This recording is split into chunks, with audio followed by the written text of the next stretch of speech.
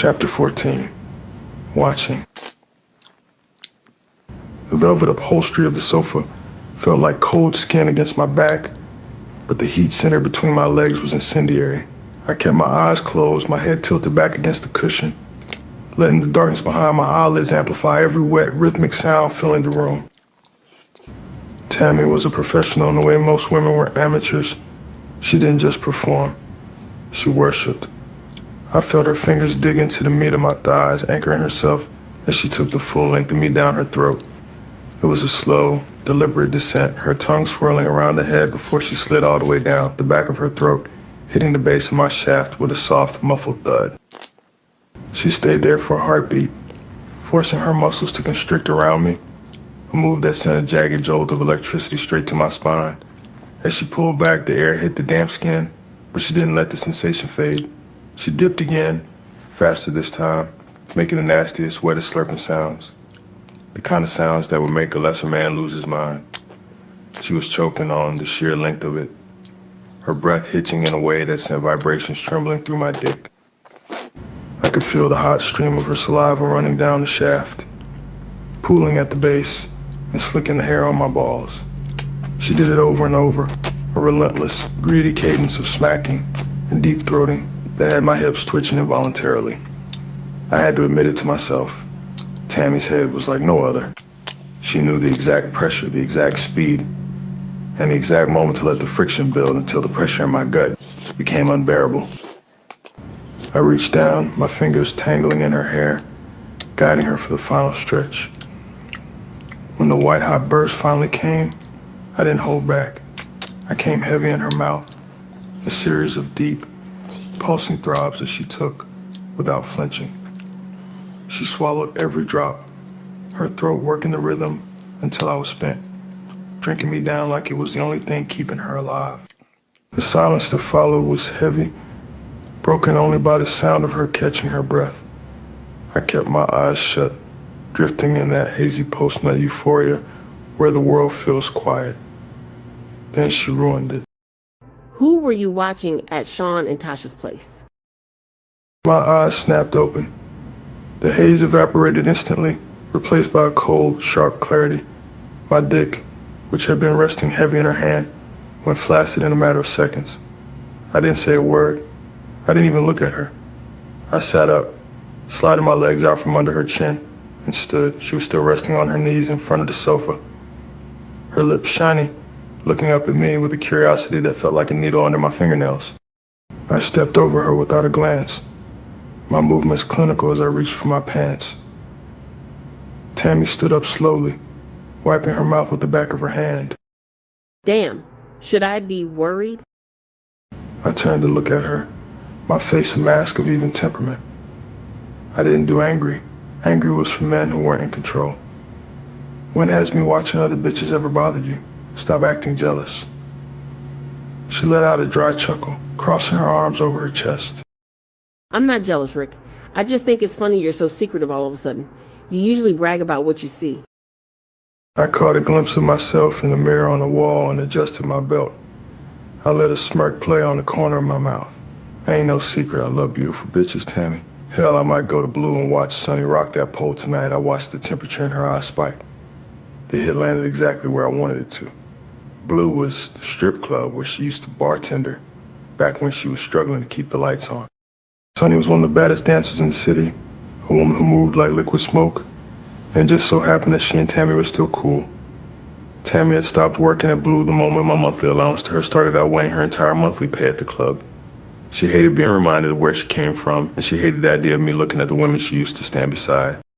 Fuck you, Rick. She spat her voice tight with a mix of hurt and fury. I just laughed a low, effortless sound that followed her as she stormed toward the bedroom, slamming the door behind her. I didn't chase her. I didn't care. Tammy knew the deal from the jump. We were in a relationship, sure, but I was far from monogamous. I was always respectful, and I was always honest. I never promised a soul that I belonged to them. I took care of every woman I was with, kept them draped in the best, and made sure their bank accounts stayed healthy. And in exchange, I expected them to stay in their lane. I had bitches from 10 years ago who would still drop everything to come get dick down, because I treated them better than their own husbands did. But they were all just noise. My mind drifted the way it always did when the room went quiet. I thought about Jada. I wondered what she was doing at this exact second. A dull ache started in my chest, a hunger that no amount of head from Tammy could satisfy. I hadn't seen her in person since the 4th of July, and I was starting to feel the withdrawal. I needed my fix.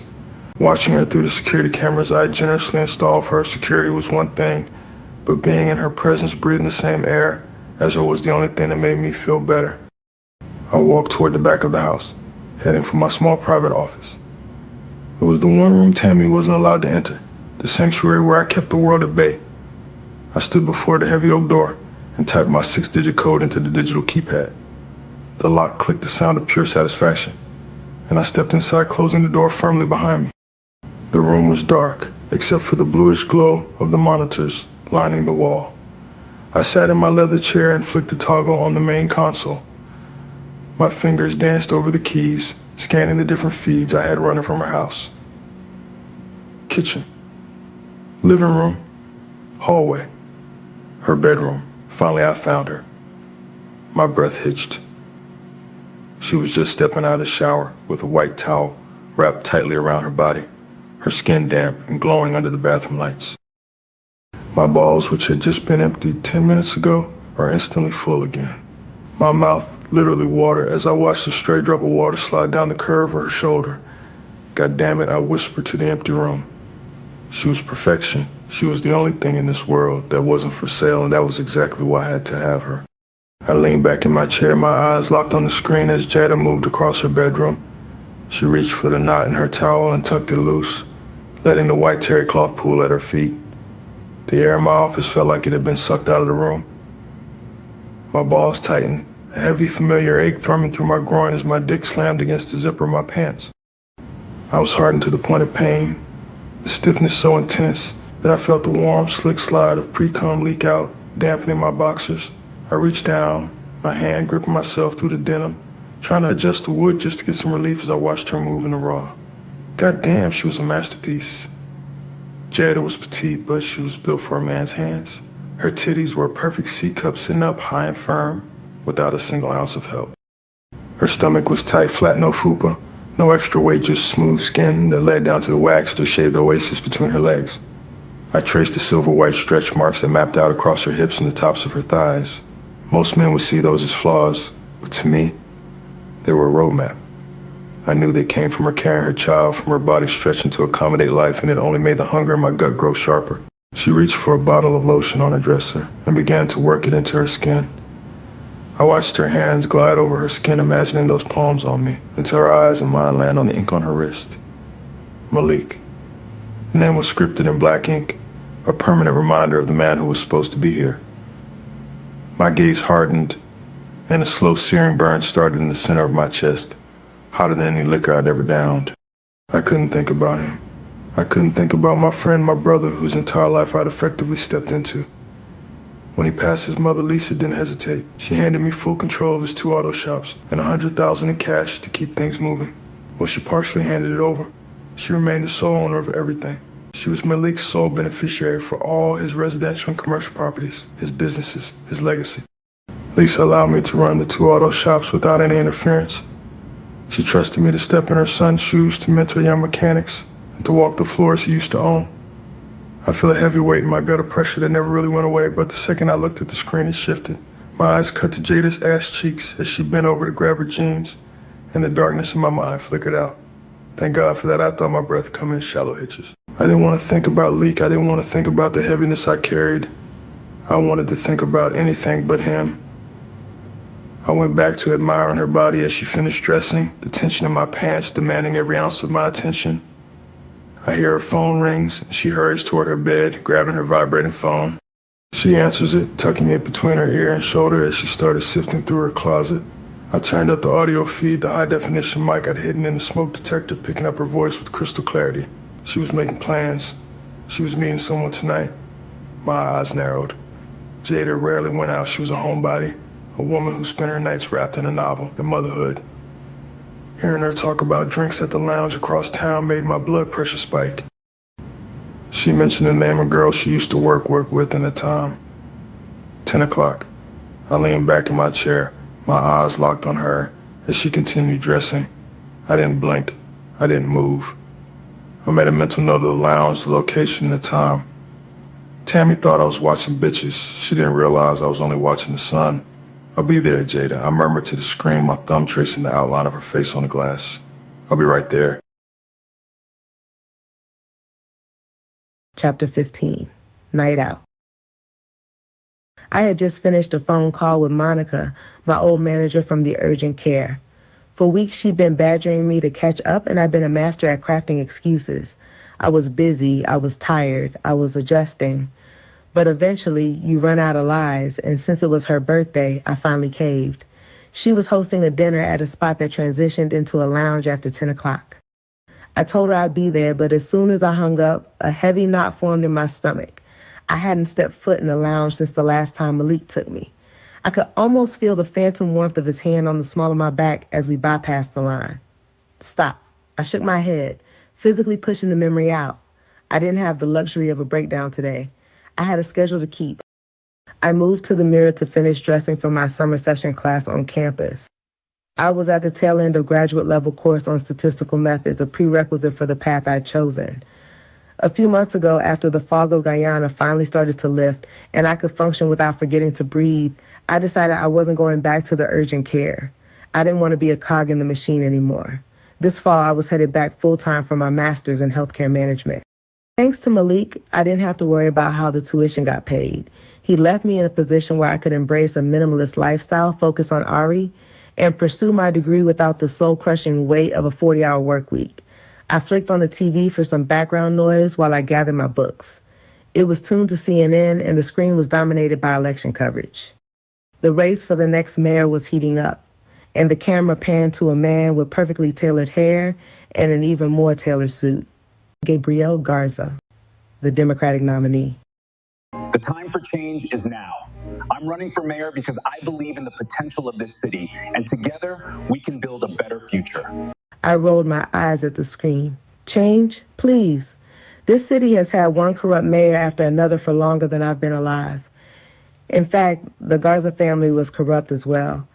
Garza wasn't change. He was the status quo wrapped in a more expensive package. The man came from old money, a toxic combination of high-level politics and oil and gas wealth.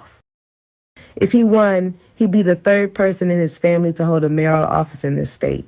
It wasn't an election, it was a coronation. I snapped the TV off, grabbed my bag, and headed for the door. Ari, baby, let's go. I called out, reaching for my keys. The humidity on campus was thick, but I was making good time toward the lecture hall when I heard a familiar voice. Jada. I glanced over my shoulder and saw Terrence jogging to catch up. I slowed my pace, giving him a chance to reach me. Terrence and I had spent the last few weeks sitting in the back of the class together. We'd bonded during a peer-to-peer discussion on a particularly brutal assignment and realized we had a lot in common. He was 33, a manager over patient access at St. Helena's Hospital, and originally from Houston. He was a single dad to a 5-year-old boy, which meant he actually understood why sometimes I was rushing to morning lectures. He was a good guy, grounded, smart, and we usually spent our time venting about our professor, who was a total quack. Hey, Terrence, I said as he fell into step beside me. Are you ready for this final? Yep, I'm not worried, I admitted. Her teaching style is trash, but the assessments are mediocre at best. You? Nah, I'm good. I actually did the readings for once. We walked in a comfortable silence for a moment, the sound of our footsteps echoing against the brick walkway. We were almost at the building when Terrence cleared his throat, his tone shifting from casual to something a bit more intentional. Are you seeing anyone, Jada? I stopped, my eyebrow inching upward. I looked at him, and he didn't blink. He just waited, his gaze expectant but respectful. I felt the air leave my lungs. I counted 5 full beats before I could find my voice. No, I said softly, I'm not dating. A tiny, almost imperceptible smirk touched his lips. Well, I would love to take you out one day, very soon. Can I have your number? I stood there, utterly speechless. It felt like a glitch in the matrix. Part of me realized I shouldn't be surprised. Terrence was a fine man, and he carried himself with the kind of quiet confidence that suggested he knew exactly how attractive he was. But the idea of dating felt like a foreign language I'd forgotten how to speak. He saw my hesitancy immediately. How about you take my number instead? He offered, sensing the wall I was hitting. Would that be better?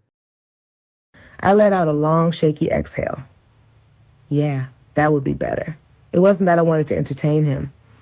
Honestly, the thought of getting to know someone new felt exhausting. But I didn't want to be rude to the one person who made this class bearable. I pulled my phone out of my back pocket, unlocked it, and looked up at him. He rattled off the digits with a smile. I saved it, giving him a non-committal, "I'll text you," even though a voice in the back of my head told me I wouldn't.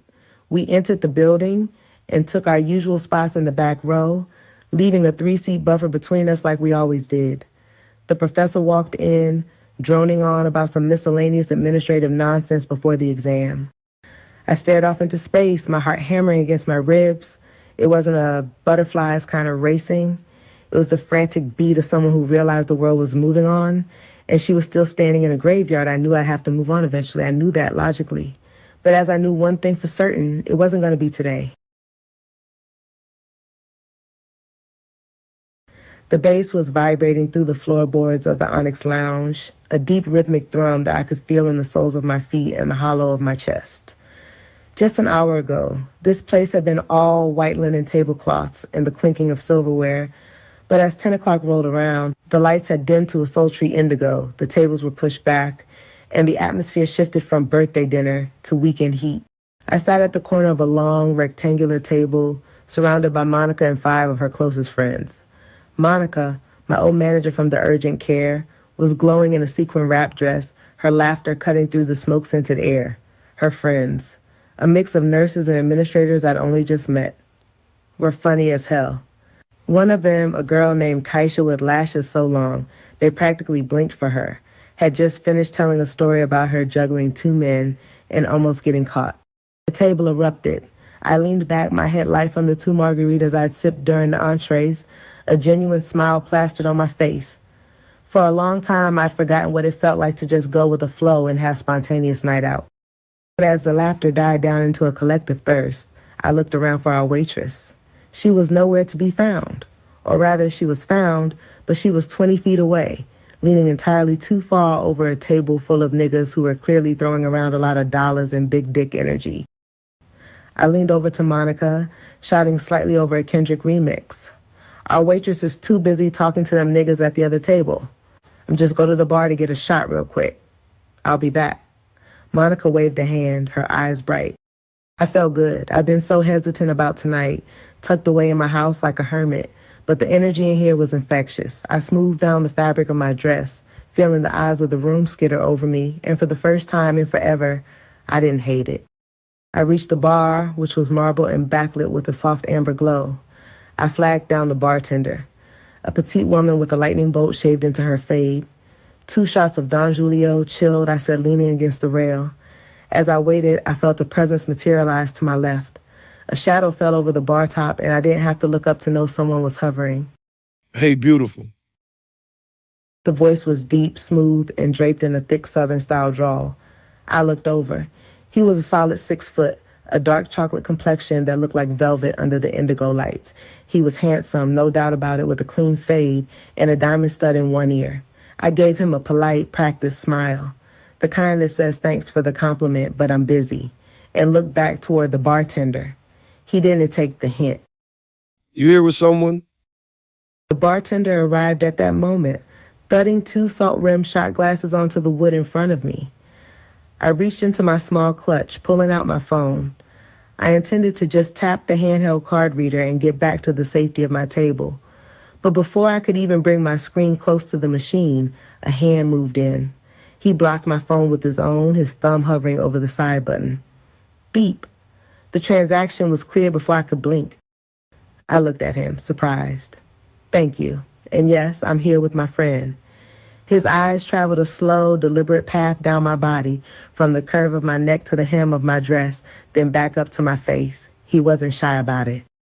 You and your friends should come over and sit with me and my brother. We got a booth in the back, private. I shook my head, picking up the first shot glass. No, it's her birthday and she's here with her other friends. Thank you, though. I turned my head the opposite direction, my body language screaming that the conversation was over.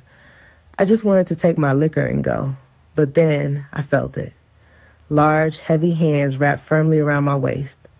The heat of him pressed against my back as he leaned in. I could smell the expensive cologne and the faint scent of cognac. He pressed his lips dangerously close to the shell of my ear, his breath hot against my skin. Just you then. He whispered, his voice dropping an octave. You the baddest woman I seen tonight. Why you trying to run back to a bunch of girls? Irritation flashed through me like a lightning strike. The good mood I'd been cultivating all night curdled instantly.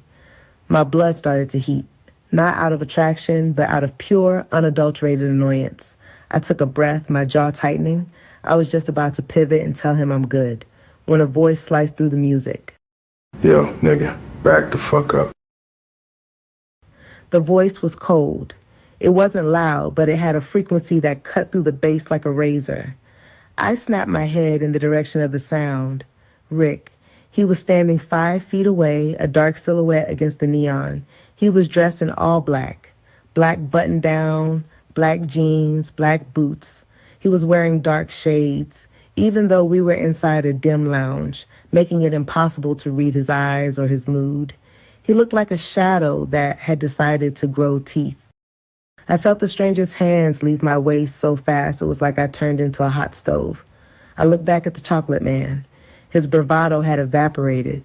He threw his hands up in a half-hearted gesture of peace, though his eyes were darting toward the exit. My bad, nigga. You shouldn't leave someone as fine as her getting her own drink. He didn't wait for a response. He turned and disappeared into the crowd, swallowed up by the darkness of the lounge. I turned my focus back to Rick. He wasn't looking at me yet. He was watching the spot where the man had vanished, his jaw set in a hard, dangerous line. After several seconds, he tilted his head toward me. The light reflected off the dark lenses of his shades, giving me nothing. My heart was doing a frantic double time against my ribs. Rick, what are you doing here? Who you here with? He didn't answer. He didn't even acknowledge the question. He stepped up to the bar, closing the distance between us, and tapped the wood to get the bartender's attention. She practically glided over, leaning so far over the counter that her titties were on full display, practically spilling out of her vest. She gave Rick a look that was pure invitation. Rick didn't seem to notice. He just rattled off his order in that low, commanding tone. Give me 3 shots of Henny, a bottle of water, and... He paused, his head turning slightly toward me. You want anything else before we leave? I drew my eyebrows inward, my head tilting in confusion. The music was loud, so maybe I was tripping. We leave? Again, he ignored me. He turned back to the girl behind the bar. I'm sure she's drinking Dawn. Give her another shot of Dawn, a bottle of water. He reached into his back pocket, pulled out a black leather wallet, and slid a card across the bar. I'm here with some people, Rick, I said, my voice rising. I felt like I was talking to a wall. Rick shrugged, a slow, casual movement of his broad shoulders. That's fine. Visit with your people. When you're done, we can leave. Why do you keep saying we, Rick? He let out a long, heavy exhale, the kind of sound a man makes when he's tired of explaining the obvious to a child. He turned his body fully toward me, towering over me. Did you drive? I blinked. No, I knew I would be drinking. He nodded once, a sharp, decisive movement. Good choice. Take your shots, mama. My face went lax. I stared at him, my mind spinning. I wished I could see his eyes. Wished I could see if he was joking, if he was angry, or if he was just high on his own authority. But the shade stayed on.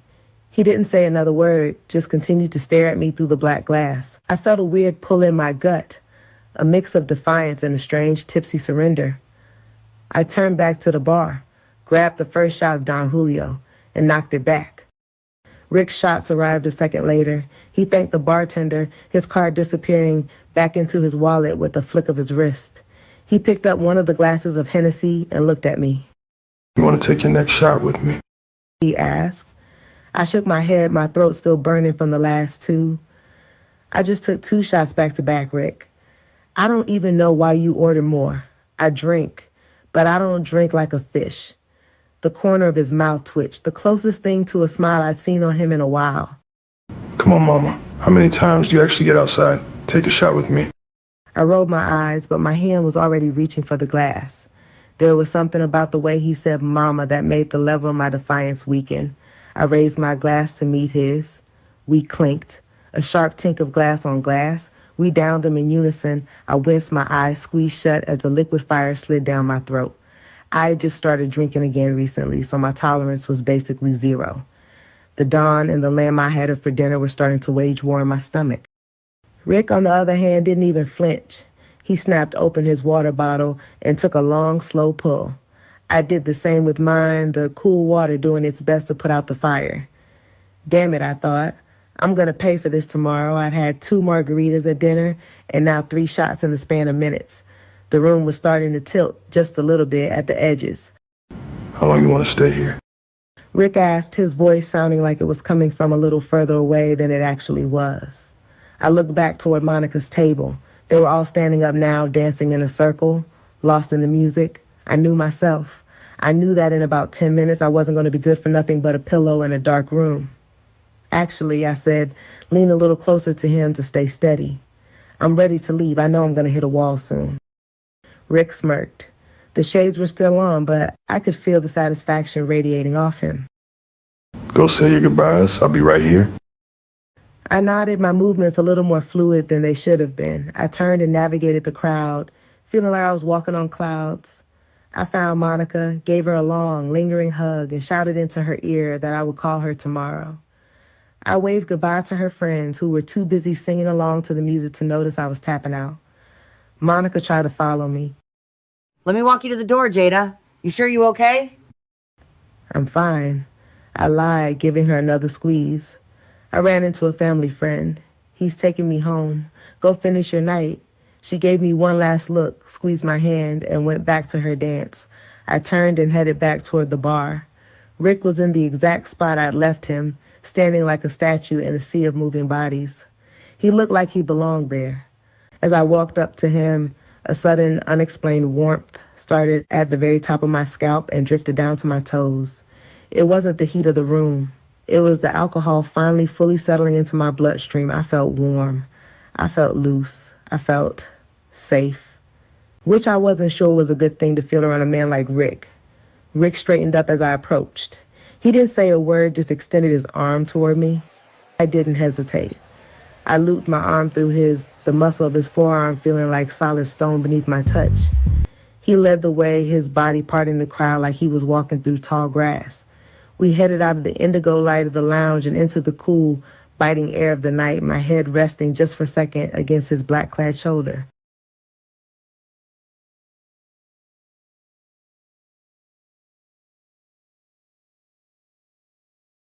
Chapter 16, Ready or Not. Rick opened the door to the Porsche, the interior smelling like expensive leather and a lingering trace of something darker. I slid into the bucket seat, the luxury of the car wrapping around me as he shut the door with a solid, expensive thud. He rounded the hood, his movements fluid and predatory even in the dim streetlights. Once he was in, he didn't even look at me before reaching for a pack of cigarettes. He sparked one, the cherry glowing bright in the dark cabin, and pulled away from the curb. I crinkled my nose, the sharp scent hitting me immediately. Rick, I hate cigarette smoke. The shit stank. He didn't react to my comment, just blew a cloud toward the dashboard and smirked. You in my car. You're right. I snapped back, my liquid courage making me bolder than usual. But you insisted on driving me. I could have caught an Uber. You're right. He mimicked my tone, his voice a low rumble. But I really need to smoke. I rolled my eyes so hard it hurt and crossed my arms over my chest, staring out the window at the passing neon signs. Rick took another pull, but as he exhaled, he rolled down the window and flicked the butt out into the street. Without looking at me, he asked, How do you feel about cigar smoke? I shrugged, my gaze drifting back to the interior of the car. Doesn't bother me at all. Good. He muttered. The silence stretched for a second before I remembered its vagueness. "Where's Tammy?" I asked. He hadn't answered me back at the lounge, and the curiosity was eating at me. Most likely riding some other nigga's dick. My eyes bulged. A cackle erupted from my throat before I could stop it.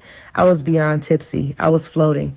And when I get to this point, I laugh at the most inappropriate shit. No, she's not. I managed to choke out through my laughter. How do you know she's not? Did she tell you differently? Rick asked, his tone dry as a bone. "Y'all are in a relationship, Rick?" Open relationship. He corrected quickly. "What's the point of a relationship if it's open?"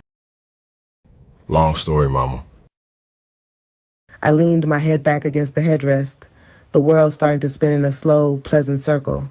"What you was doing at Onyx tonight?" He glanced over at me for a split second, those dark shades hiding everything. Looking for you. Then he turned his attention back to the interstate. I chuckled again, shaking my head. Lies, lies, lies. He didn't reply. He just kept his eyes on the road, his large hands relaxed on the steering wheel. A few minutes passed before I realized we were taking an exit that definitely didn't lead to my place. "Rick, why are you getting off here? You gotta get gas?" Nope. I didn't argue. My body felt unusually relaxed, like I'd swallowed a handful of muscle relaxers. Everything felt soft, muted, and easy. I stayed quiet until we pulled into a parking lot for a nondescript, dark building.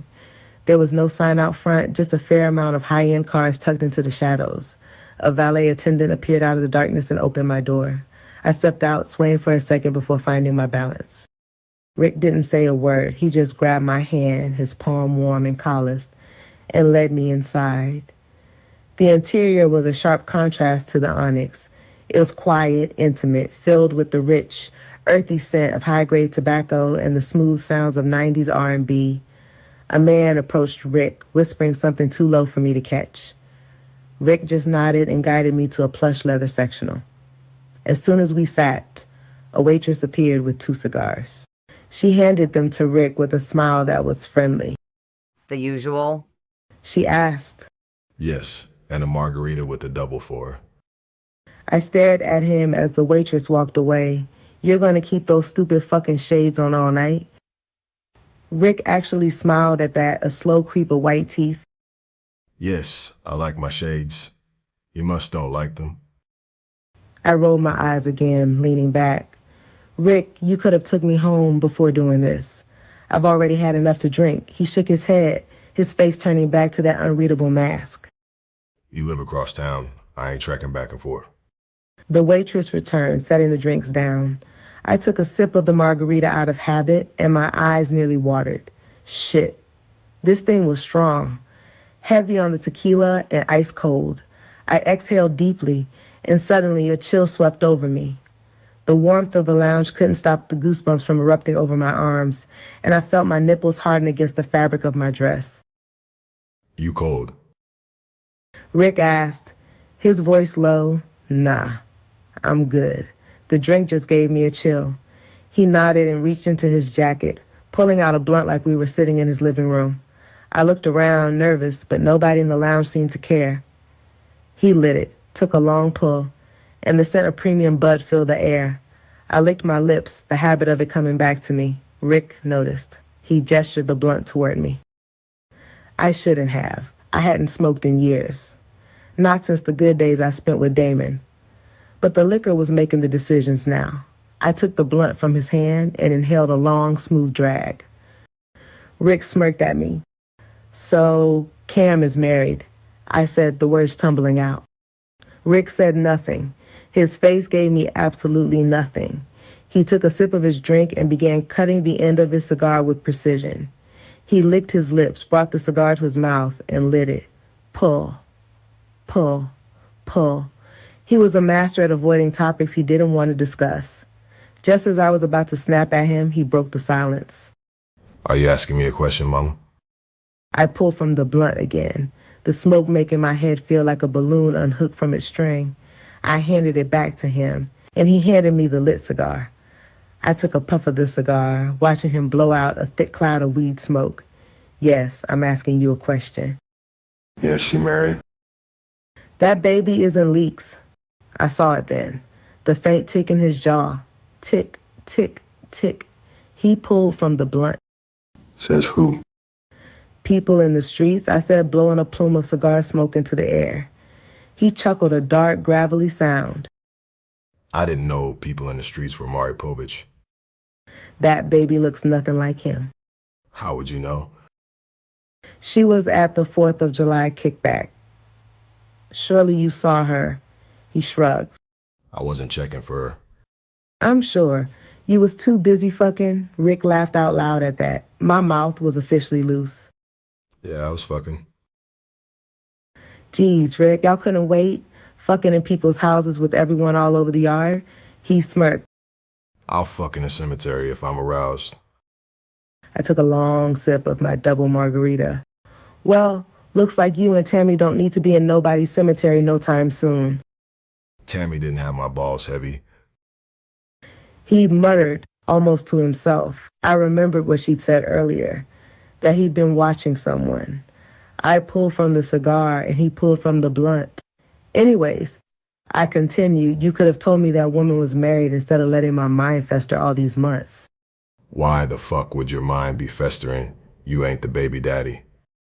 I know, but you wouldn't understand. You're not a woman. He shrugged. You can't help the past. It is what it is. Leek had a relationship with that woman long before you. You're right. But I'm still glad it's not his baby.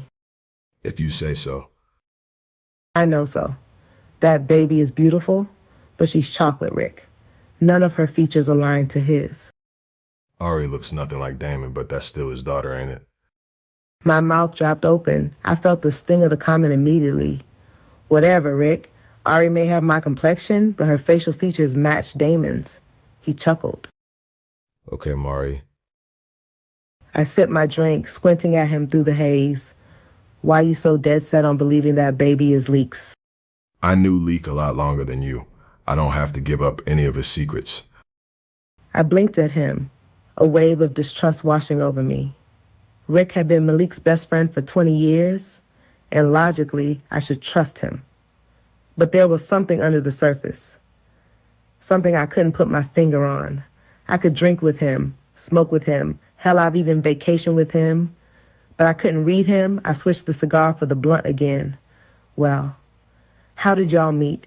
Or is that a secret too? His jaw ticked again. We worked together. Y'all was teenagers. Yep. This was before he went to prison. Obviously, Mama. I smirked at the sarcasm. Did you ever go to prison like him? Yep. For what? Drugs.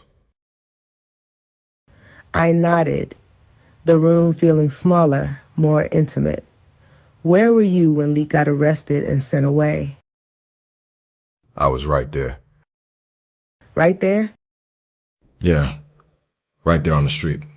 I was lying there. Lying there. Why were you lying? Malik shot the man that shot me. My mouth fell open. The room seemed to stop spinning for a heartbeat. The waitress walked over, replacing our empty glasses without a word.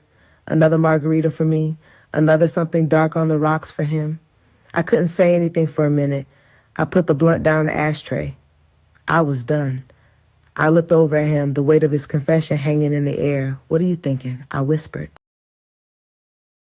He should have turned and walked away as soon as he saw the trap I fell in. Rick said, staring straight ahead. I frowned, the alcohol making it hard to process. He had an exit. Rick continued. He had an out. He should have left me there to die instead of running up and pulling his gun. My eyes watered. I didn't even know why, but the idea of Malik choosing Rick over his own freedom broke something in me.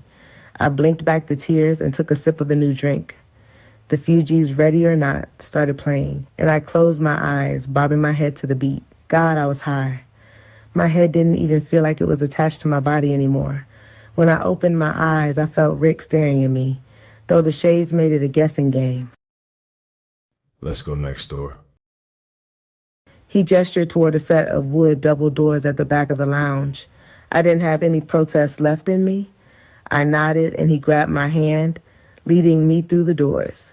I was taken aback the moment we stepped inside. Naked women were everywhere. 3 stages, multiple poles, and the smell of perfume and money. A strip club. Rick guided me to a private section and sat me down. He leaned over, his lips brushing my ear. Don't move. I need to go get the cash out of my glove compartment. I think I nodded. I think I said okay. I was far too gone. He walked away, and I sat there in a daze watching the sea of bodies. These women were bad. Even in my state, I was fascinated by the tricks they were doing on the poles and the way they moved. I barely noticed when Rick returned. He walked straight to the stage, showering 2 dancers in a rain of bills before coming back to sit next to me. He stared at me for what felt like forever. I had no concept of time anymore. He eventually looked back at the stage, throwing an exuberant amount of cash at every dancer that approached. I was in a trance, watching the money fly until I felt his fingers lace into mine. Let's go home. He said. I followed him out, my legs feeling like jelly. As we hit the air, I stumbled. Rick caught me instantly, his arm like a steel bar around my waist. Stumble again, and I'm carrying you. He warned. I didn't stumble. He led me to the car and opened the door. I collapsed into the seat, and he squatted down, pulling the seatbelt across me and clicking it into place. I felt his lips graze the tip of my nose, then a soft, lingering kiss on my forehead. He shut the door and got in. As the Porsche purred to life and headed for the interstate, my eyes drifted closed, the world finally fading into black. Chapter 17. The Mistake. The world was upside down. One second I was off in the plush leather of the Porsche, and the next the cool night air hit my skin, and I felt a pair of solid trunk-like arms hook under my knees and back. Rick was squatting, his muscles bunching as he hoisted me out of the car like I weighed nothing at all. Before I could even process the movement, he shifted his grip, tossing me over his shoulder in a fireman's carry that sent all the Don Julio and Margarita mixed rushing straight to my skull. Rick, I yelped, my voice sounding thin and muffled against the fabric of his black button-down. He didn't say a word. He just adjusted his grip on my thighs, his stride steady as he marched toward my front door. I could hear the heavy thud of his boots on the pavement, then the rhythmic beep, beep, beep of him punching in the security code on the keypad he installed months ago. The door clicked open, and he stepped inside, kicking it shut behind him. He didn't even bother to take off his shades as he kicked off his boots and flicked the light switch with his elbow, bathing the hallway in a soft amber glow. Rick, put me down before I get sick, I groaned, my stomach doing a slow, nauseating roll. He carried me into the living room and finally let me slide down his body. He was gentle, his hands staying on my waist until my feet found the floor. I kept my eyes squeezed shut, taking a deep, ragged breath to keep the room from spinning off its axis. I felt him drop to his knees in front of me. I reached out blindly, my hands landing on his broad shoulders for balance as he reached for my feet. He took his time, his fingers nimble and deliberate as he unamped the straps of my heels. He set each shoe down on the wood floor with a soft clack. Once I was barefoot, I stepped around him, my movements clumsy. I tossed my mini purse onto the sofa and headed straight for the kitchen. My mouth felt like it had been stuffed with dry cotton balls. I was still drunk, still high, and I still felt like my soul was hovering about 3 inches outside of my physical body. I grabbed a bottle of water from the fridge, popped the top, and took 3 long, greedy gulps. I walked back into the living room, the cold water helping to ground me just a little. Rick was lying back on the sofa now, his arms spread out along the top of the cushions. I lowered the water bottle, looking down at him. Thanks for the ride, Rick. He gave a single, precise nod, but remained silent. I hovered there, unsure of what to do. If you're too drunk or high to drive, just lay there. Do you need a blanket? There's more water in the fridge. Do you need anything? He didn't move. I need you to sit on my face. I froze. I frowned, certain that the tequila had finally started causing auditory hallucinations. The room was spinning so fast I felt like I was on a tilt-a-whirl. I am never smoking and drinking at the same time again, I promise God. I shook my head, turning in slow, confused circles as I looked for my bag. I needed my phone. I needed to set my alarm. I needed this night to be over. I was still spinning when I heard his voice again, lower this time, vibrating through the quiet of the room. Jada, use me. Come sit on my face. I stopped dead and looked at him. My heart started a frantic, uneven rhythm. Why the fuck do you keep saying that? I snapped, my voice cracking. I decided I was just going to leave his crazy ass right there on the couch and go lock my bedroom door. But then I heard it. The muffled, distorted ring of my phone. Where was it? What time was it? Panic started to flare up through the haze. Rick, do you hear that? Did you see where I put my bag? Yes. Come here. Fuck Rick. I'm being serious. My phone. It's here on the sofa, Mama. Damn. I walked toward the couch, my hand outstretched to grab the bag. But as soon as I got within reach, Rick's arm shot out like a coil. He grabbed me by the waist, his strength undeniable, and yanked me toward him. I let out a sharp gasp as I fell over onto his chest. Before I could scramble away, his firm hands were on both sides of my waist, lifting and dragging me until I was sitting directly on his chest, straddling him. One of my hands flew back to the armrest behind his head to keep from falling. The other gripped the back of the couch. Rick? What the fuck? I felt his hands leave my waist. They moved with a terrifying singular purpose, sliding down to my thighs and bunching up my mini dress until the fabric was gathered around my waist. My skin felt electric where he touched me. Then, one of his hands moved rapidly to the back of my ass. Smack. The sound was loud in the quiet room. He pushed my thong to the side with one finger, exposing me. I looked down at him, my eyes wide, my breath coming in short, panic hitches. Rick, I can't. He looked up at me. For the first time tonight, I noticed his dark shades were gone. His eyes were the most sincere, most intense thing I had ever seen coming from him. They were dark pools of focus. Yes, you can, Mama. There's nothing wrong with you using me. I frowned, my mind struggling to catch up with my body. His hands returned to my waist. He lifted me with a sudden surge of strength, yanking me forward until I was positioned directly over his mouth. I tried to push up, tried to stand, but he was like iron. He yanked me down, and the heat of his breath hit my bare skin. My bottom was flush against his mouth. Rick? Then his tongue darted out, hitting the entrance with a force that made my entire world go white. Oh my God. I lost all sense of where I was. It was as if his tongue was a bat and I was the ball. He knocked the absolute wind out of me. He went to work with a relentless rhythmic intensity that paralyzed my muscles. His hand caught the string of my thong and snapped it. I felt the lace fall away from my waist and ass, leaving absolutely no barrier between me and him. He angled his head up, his mouth locking onto my clit. He sucked, hard, pulling the pleasure out of me until I was shaking. Then he pushed his head to the side for a split second, his voice a rough growl. I said use me. Ride me, Mama. He brought his hand down across my ass cheek with so much force the sting traveled all the way up my spine and into my brain. His mouth went right back to my clit, tugging just enough to cause a sharp sting that dissolved into a violent shot of pleasure. I couldn't do this. I shouldn't be doing this. I didn't make a sound, even though my clit felt pressure and pleasure. I didn't move my hips like he wanted me to. He felt my dead weight, realized I wasn't moving with him, and he sat all the way up, catching me before I could slide off. He flipped me in one fluid motion. Now I was sitting on the edge of the sofa, and he was down on the floor, kneeling between my legs. He didn't give me a chance to think. He grabbed my legs and threw them over his shoulders. I watched as he leaned in and licked my clit with the entire length of his tongue. My waist involuntarily bucked, my eyes squeezing shut as I gripped the cushions. He did it again, gentler this time, sensing the moment I started to relax. He did it again and again. I swallowed my moans, my throat aching with the effort. I didn't want to moan for him. I didn't want him to know he was winning. God, this shouldn't feel good. His tongue was darting in and out of me, finding spots I'd forgotten existed. He replaced his tongue with 3 of his fingers, thrusting deep into me while his thumb stayed on my clit, clicking it with a rhythmic pressure. Oh shit. Oh shit. I whispered, my breath coming in jagged gasps. I was cussing, I was shaking, but I refused to let out a sound of surrender. He didn't deserve to hear me unravel.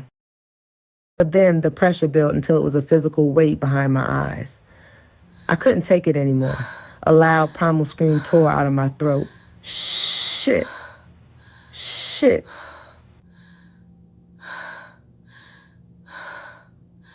I came so hard my vision blurred, the release pulsing through me in waves. I felt him withdraw his hand, his mouth and tongue catching every bit of the mess I made. When I finally came down, I crashed. Hard. The silence that followed was deafening. He didn't move.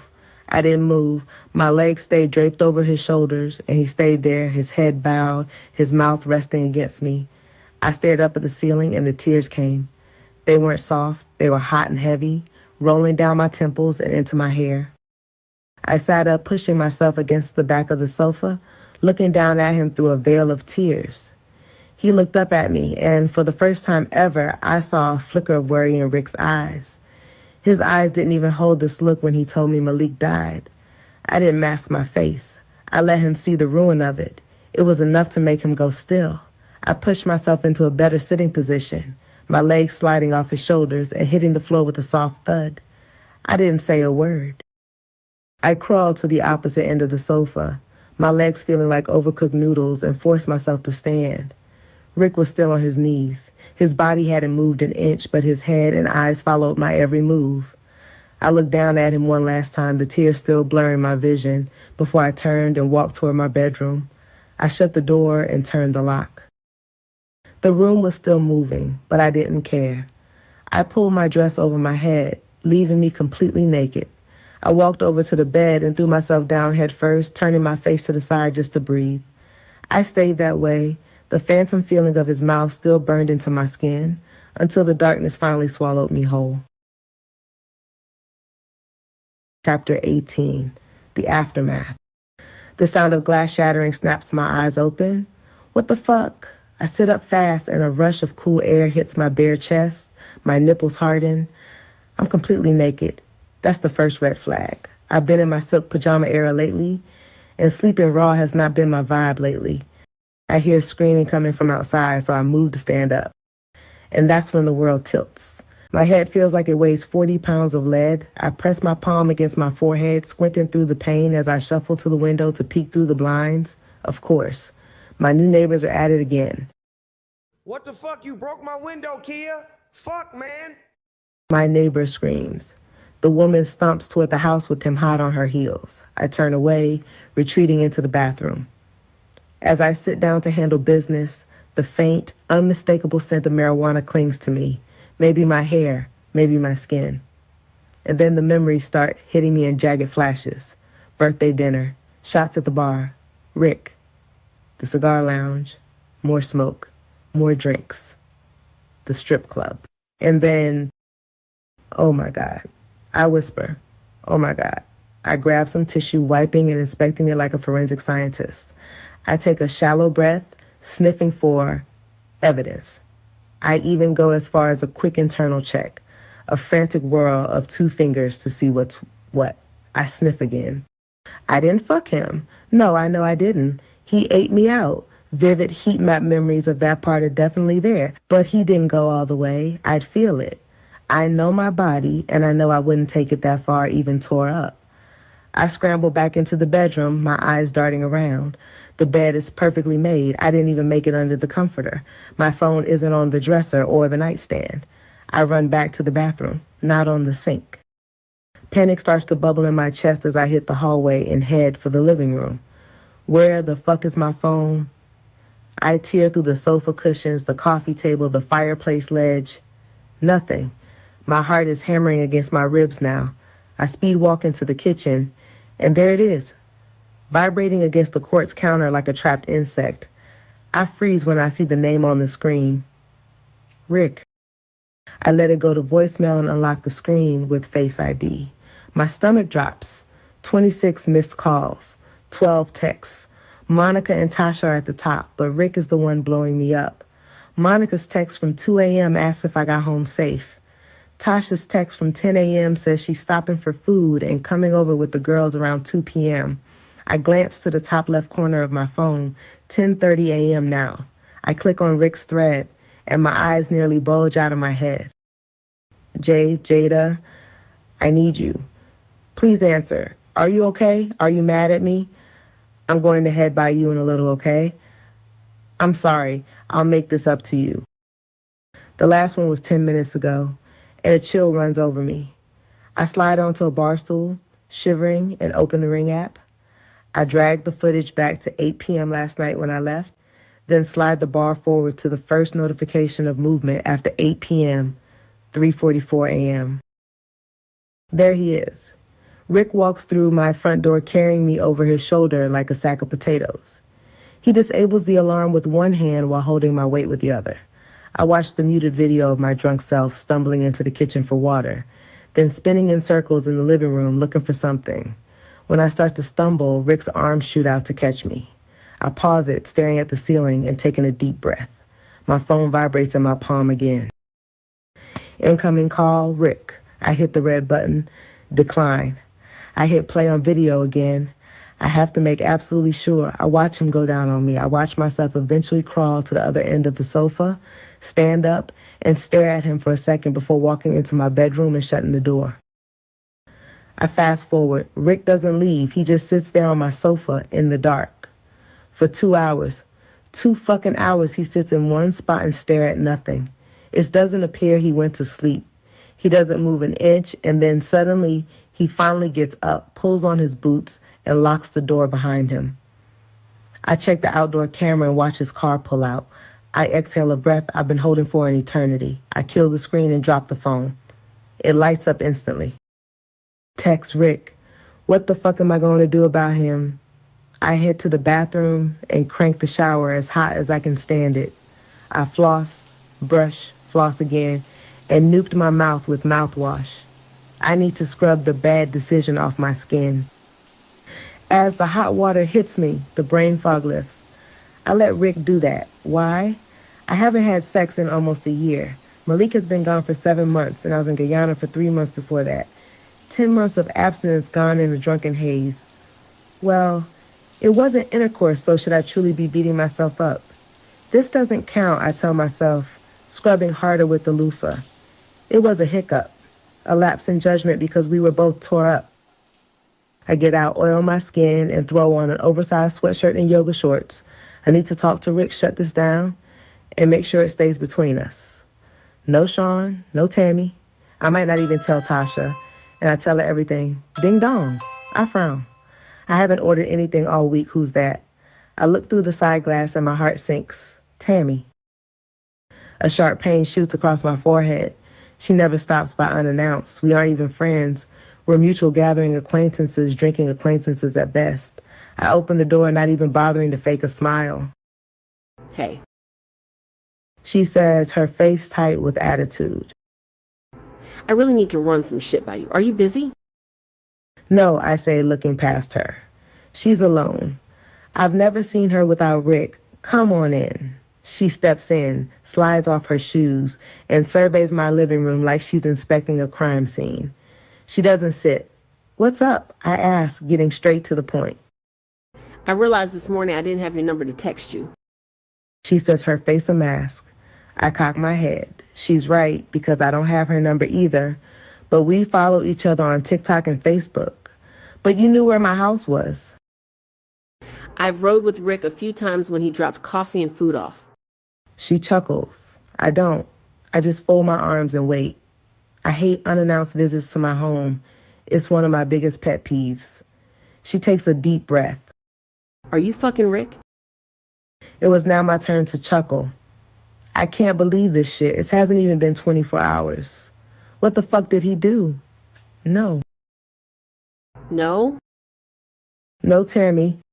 She pulls out her phone, scrolls for a second, and thrusts it toward me. I take it, looking down at a photo of Rick whispering in my ear at the club, neon lights glowing around us. I swallow hard, but keep my face neutral as I hand it back. I didn't fuck him, Tammy. Did y'all kiss? She raises her voice. Fuck, Tammy, no. Why the fuck don't you ask Rick? He won't answer me. She screams. I've been calling him for 2 days and he won't return a text, but he's out in public cuddling with you. What is it about you, Jada? Tell me. Tell me. That stops me. He hasn't talked to her, but he's been blowing me up nonstop. How did you get that picture? I ask. My friend is a bartender there. She took it because she was going to walk up to Rick. Then she saw him holding your hand. She asked me, when did Rick get back with his wife? My eyes flash. Wife? She thought you were his estranged wife. Y'all favor each other. I couldn't believe he'd go back to her after everything she accused him of, so I told her to take a pic. Whoa, wife. Estranged? Favor? What did she accuse him of? Wife. How long have they been separated? Tammy rolls her eyes like I'm the one being annoying for asking a question when she's the one that showed up at my door. They've been separated for like 7 years, I think. She's a fucking nutcase. Rick don't want her crazy ass. That's why I told my girl to take the pic. I couldn't believe it.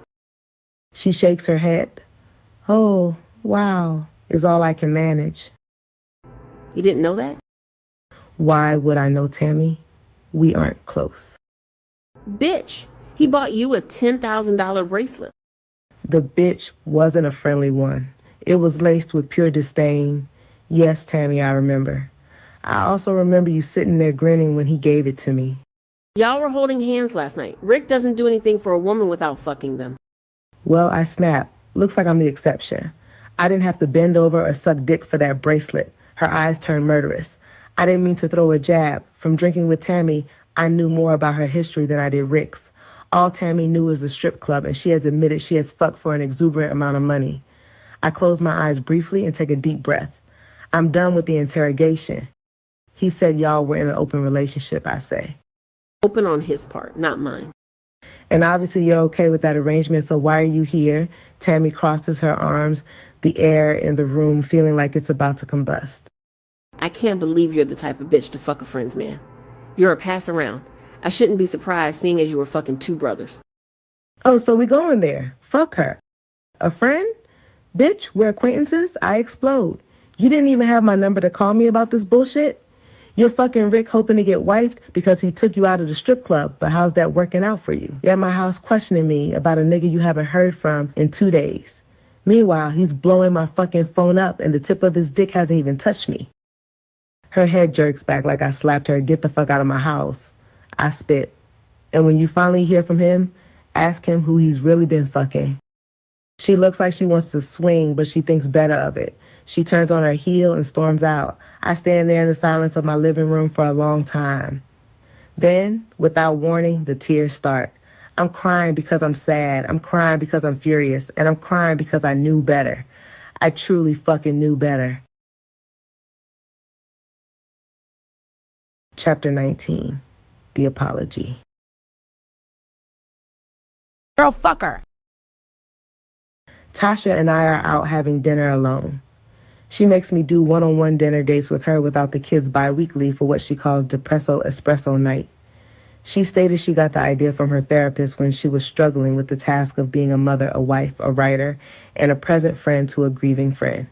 She takes all her roles very seriously, and she implemented these girls' getaway nights a couple of months after Malik's passing. She said I needed these nights just as much as she did. No men, no kids, no school, no jobs. Just us trying out new restaurants and releasing whatever our hearts desire. Tonight I caved and told her what happened with Rick.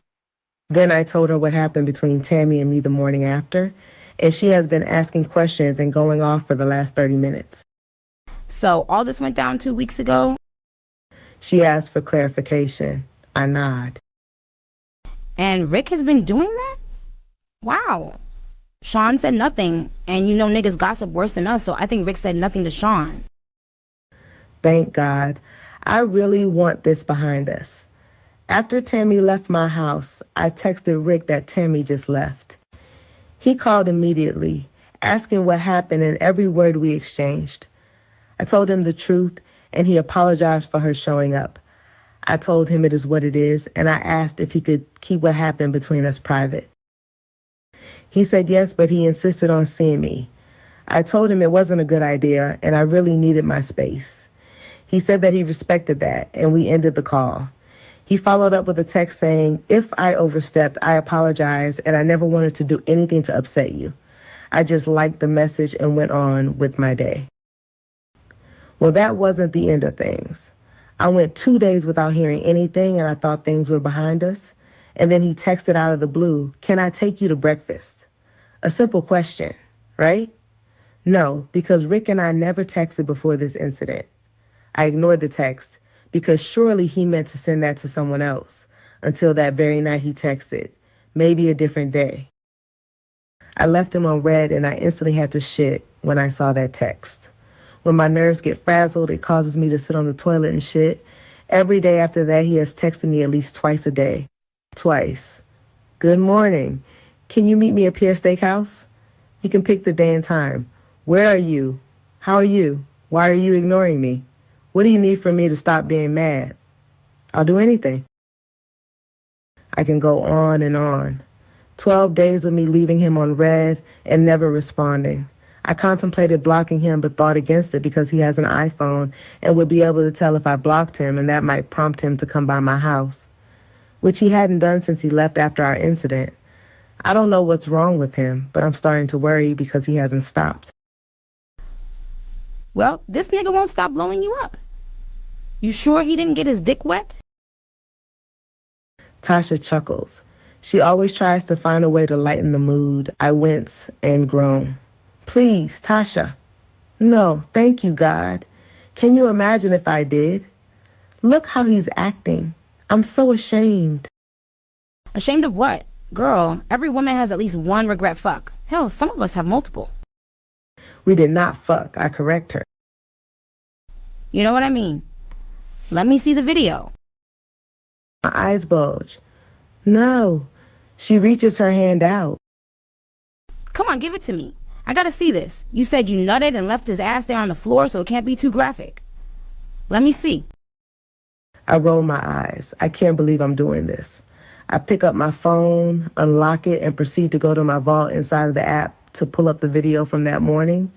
I find it in no time and pass her my phone and AirPods. Like a kid getting candy, she takes my phone and AirPods, sticking them in her ears. She looks down at my screen, and I take a sip of my drink as my nerves were getting frazzled again. Her mouth drops open, and she's quiet. Her eyes stay glued to my screen. I twist in my chair. Damn, you're so quiet. Nothing like my loud ass. She chuckles. I shake my head and roll my eyes. A few minutes later, she takes my AirPods and hands them back to me. If it wasn't for you saying shit, I would have assumed Rick couldn't eat pussy because you were so quiet.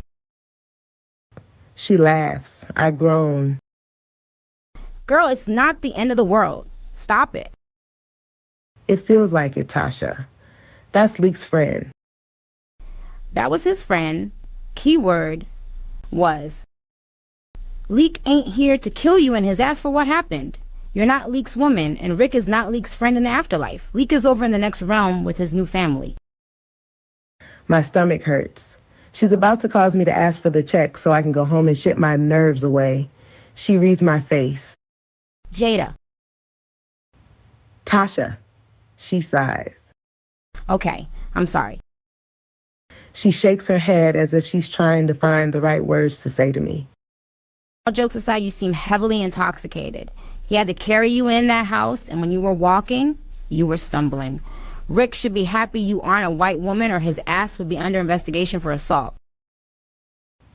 Tasha. No, I'm serious. Now that I truly think about it, you weren't 100% in your right mind, or you wouldn't have had to watch your cameras back to make sure more didn't happen. If this is truly bothering you, talk to your therapist about it so she can give you coping strategies, okay? I say nothing. I run my tongue over my teeth and look out at the crowd.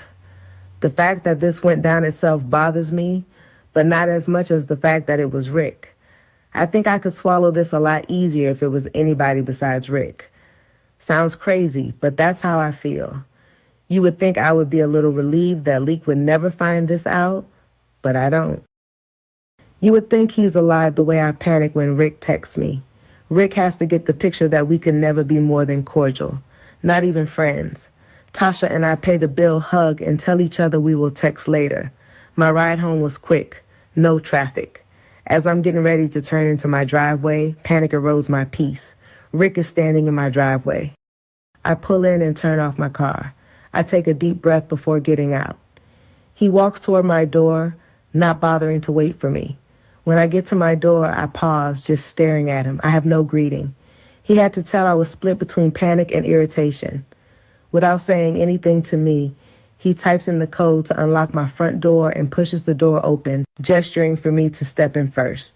My heart is hammering now at how comfortable he felt typing in the code to my door. That has to be changed ASAP. I step in, sliding off my shoes and walking all the way into the living room without looking back. I'm uneasy, but surely he won't hurt me.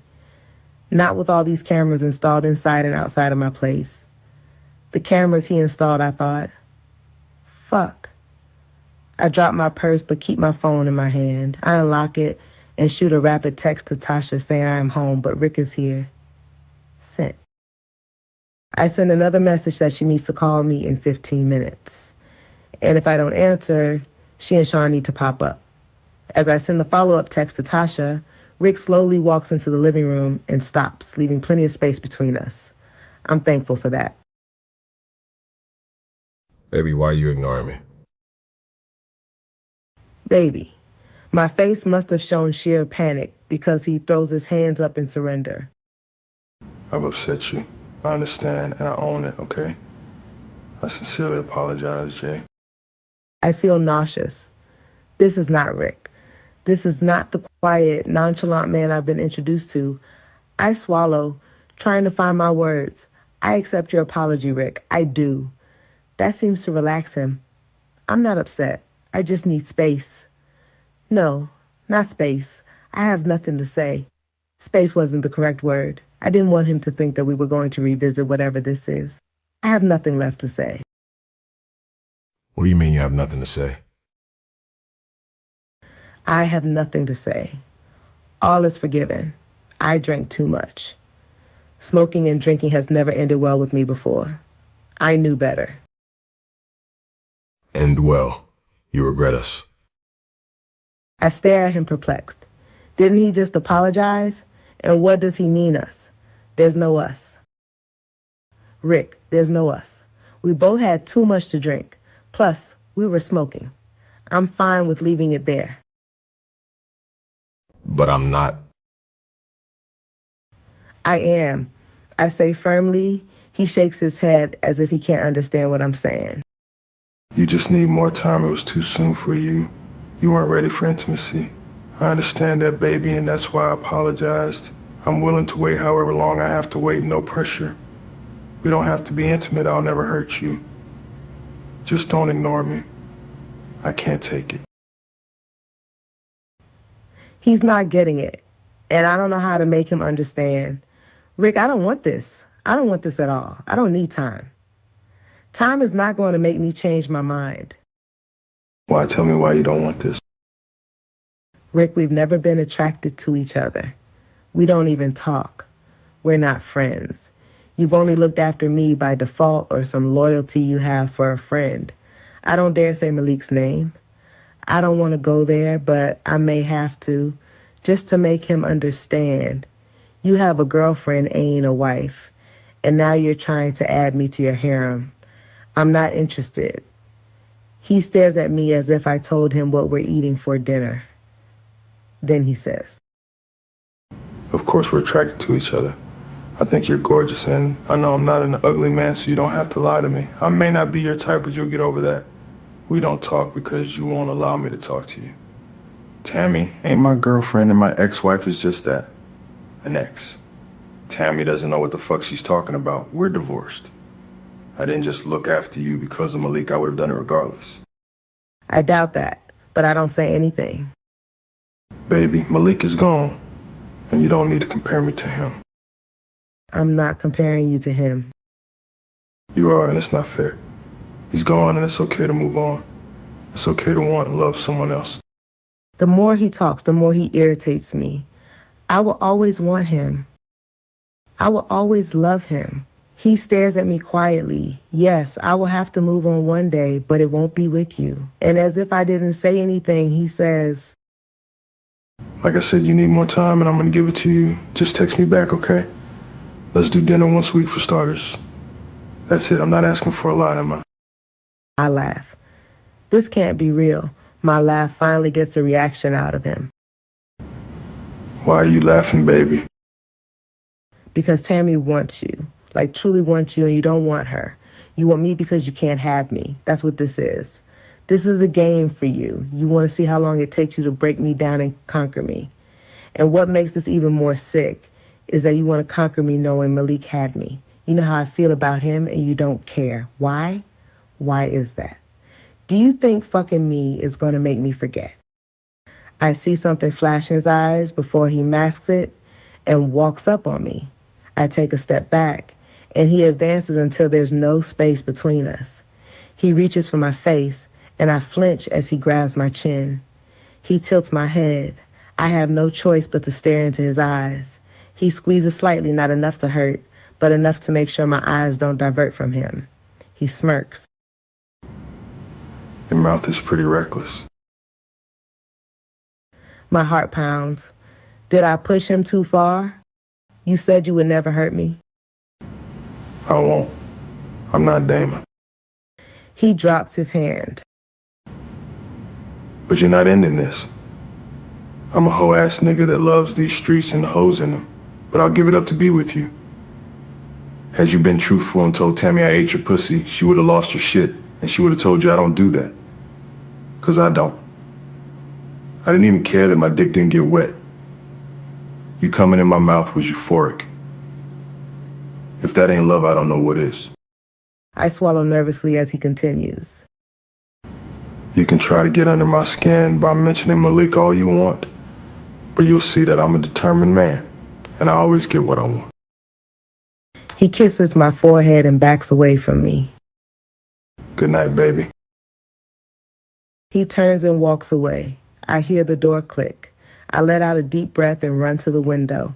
I watch as he stops in the middle of my driveway and looks around, his head stopping in the direction of across the street. He doesn't move for what feels like a whole minute before he continues to his car, gets in, and drives away.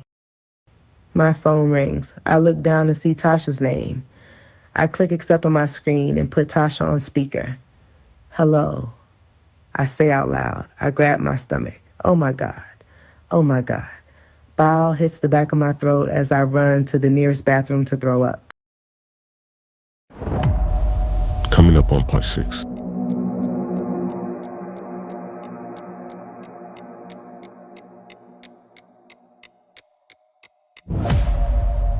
Hey stranger, long time, no see.